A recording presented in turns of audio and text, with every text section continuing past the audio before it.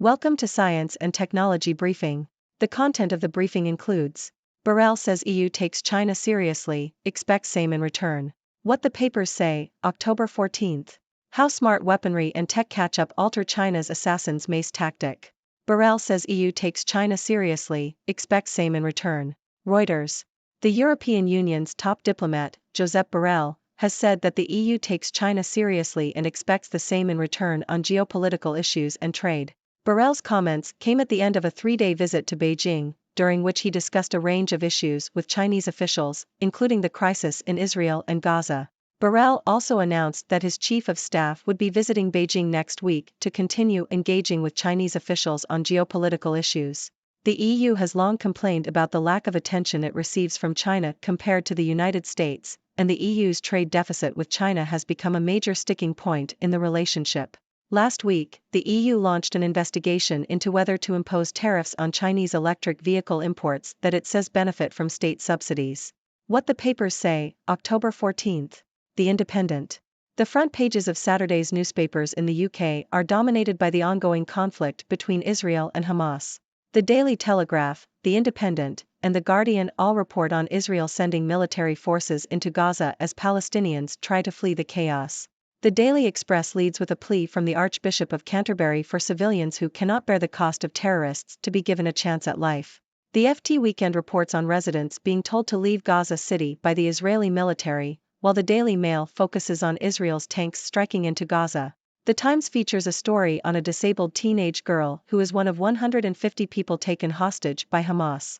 The Daily Mirror reports that police in the UK were on high alert for a potential terror attack on Friday due to the situation in the Middle East. Other headlines include Andrew Flintoff's £9 million compensation payout from the BBC over his Top Gear crash and a freaky clown taunting police in a sleepy village. How smart weaponry and tech catch-up alter China's assassin's mace tactic. South China Morning Post.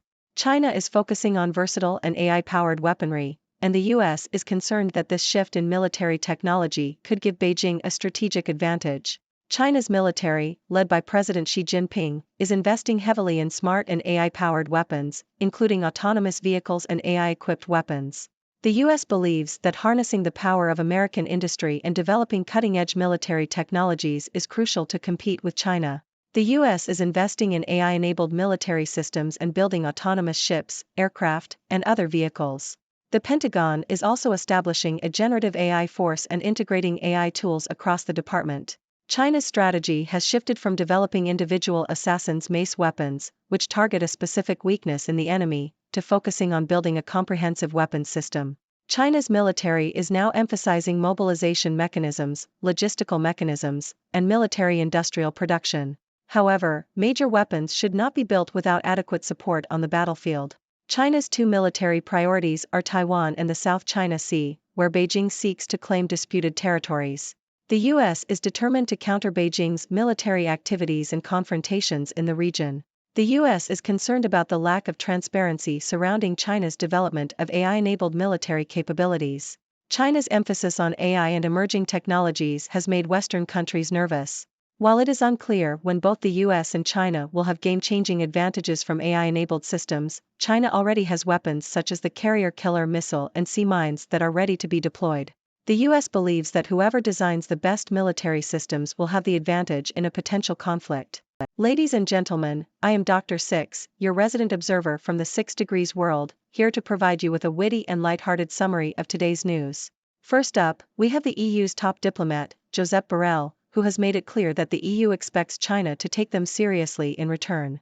After a 3-day visit to Beijing, Borrell expressed his desire for China to engage with the EU on geopolitical issues and trade.